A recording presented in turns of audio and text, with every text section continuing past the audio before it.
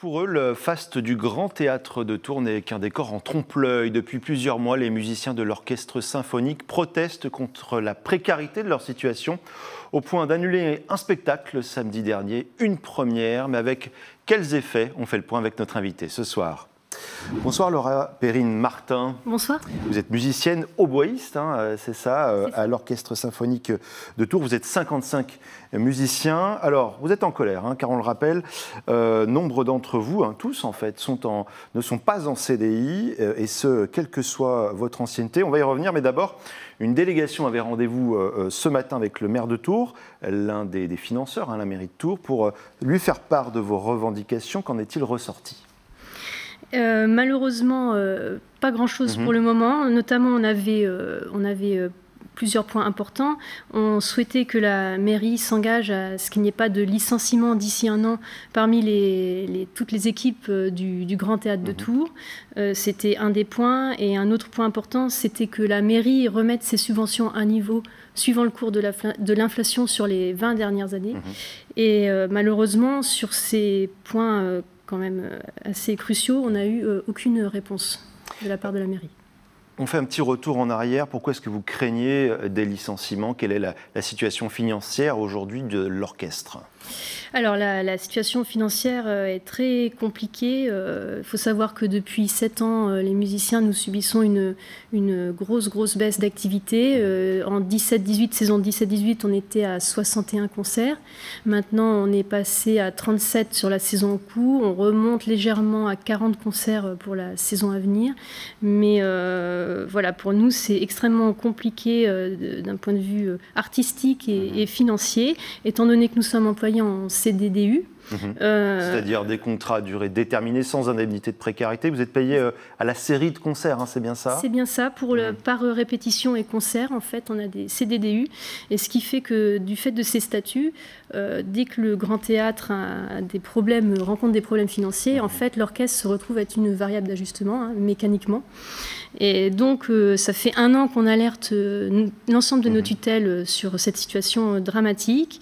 La mairie s'est engagée à défendre auprès des autres tutelles le passage en CDI à temps complet pour l'ensemble des musiciens. Mais pour ça, il faudrait que votre activité augmente, que l'orchestre joue à plein temps, c'est ça, et ce n'est pas du tout le cas aujourd'hui. Vous pensez qu'il y a des possibilités aujourd'hui de jouer à plein temps ?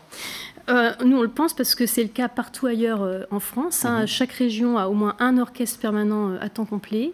Et on le pense d'autant plus que la région vient de faire un geste important pour réaugmenter l'activité artistique dès fin 2023. Et ce qu'on espère, c'est que les autres tutelles, aussi bien notre employeur que la DRAC, département, le ministère de la Culture, s'engagent aussi dans ce sens en vue d'augmenter progressivement pour atteindre le temps complet. Parce que quand on se penche dans le détail sur votre situation, nombre d'entre vous n'habitent pas Tours. Ça peut être assez étonnant, mais cette précarité vous oblige à habiter un peu à l'extérieur. Exactement. Du fait de notre... en fait, on est intermittent. Alors, certains sont intermittents du spectacle, d'autres cumulent avec d'autres emplois. Mais du fait de la précarité de ces statuts, on ne peut pas...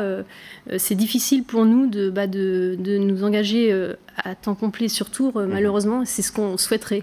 Alors, ça bouge un petit peu quand même, puisque la région vous a accordé une rallonge de 3 spectacles supplémentaires, c'est bien ça?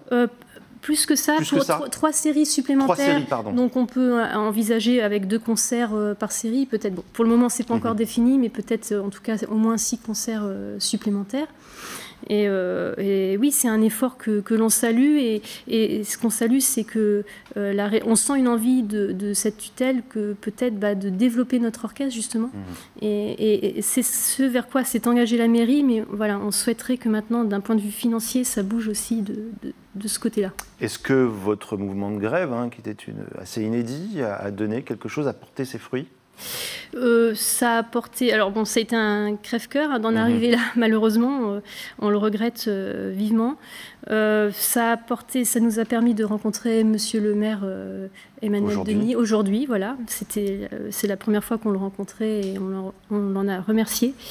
Mais pour le moment, en fait, si aucun argent supplémentaire n'est débloqué rapidement, on s'oriente vers des licenciements et ça, voilà, c'est ce qu'on veut éviter à tout prix. Et un durcissement du mouvement ? On attend des réponses. On attend des réponses. En fonction des réponses. Merci beaucoup, Laura Perrine. Martin d'être venue ce soir sur notre plateau.